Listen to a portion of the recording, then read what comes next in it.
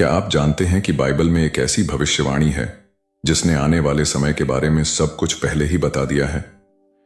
यह भविष्यवाणी केवल इतिहास नहीं, बल्कि सीधे आपके और मेरे जीवन से जुड़ी है। आज हम बात करेंगे दानिएल के 2300 दिनों की भविष्यवाणी की। एक ऐसी भविष्यवाणी जिसने स्वर्ग और पृथ्वी दोनों को हिला दिया और जो आज भी हमें एक महत्वपूर्ण संदेश देती है। लेकिन दोस्तों, शुरू करने से पहले अगर आप चाहते हैं कि बाइबल के ये रहस्य और सत्य आप तक लगातार पहुंचते रहें, तो अभी इस वीडियो को लाइक कीजिए, अपने दोस्तों और परिवार के साथ शेयर कीजिए, अपनी राय हमें कमेंट में बताइए और चैनल को सब्सक्राइब करना न भूलें, क्योंकि आगे जो आप सुनने जा रहे हैं वह आपके विश्वास को हिला भी सकता है और मजबूत भी। तो बने रहिए अंत तक, क्योंकि सच्चाई आपको चौंका देगी। दोस्तों, ध्यान से सुनिए। यह भविष्यवाणी बाइबल की सबसे रहस्यमय और सबसे विवादित भविष्यवाणियों में से एक है, क्योंकि इसमें परमेश्वर ने समय, घटनाओं और आने वाले दिनों को पहले ही प्रकट कर दिया था।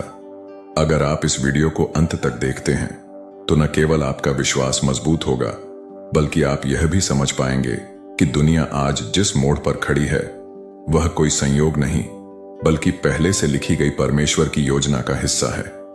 बाइबल के दानिएल की पुस्तक हमें एक ऐसे समय में ले जाती है जब यहूदी लोग बाबुल की कैद में थे। यरूशलेम उजाड़ हो चुका था, मंदिर को लूटा गया था, पवित्र बर्तन बाबुल के महल में सजाए गए थे।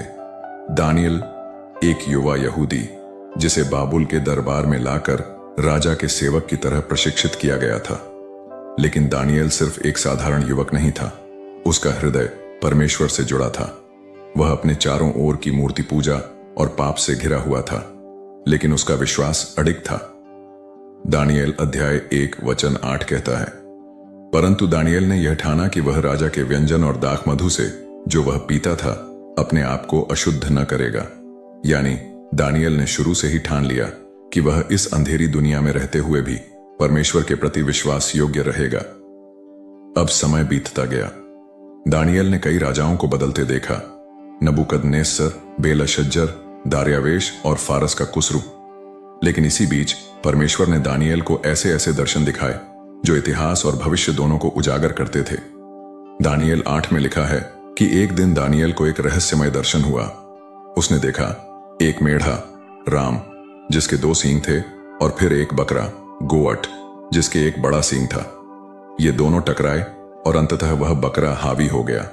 यह दर्शन किसी साधारण युद्ध की तस्वीर नहीं था, यह तो आने वाले साम्राज्यों का प्रतीक था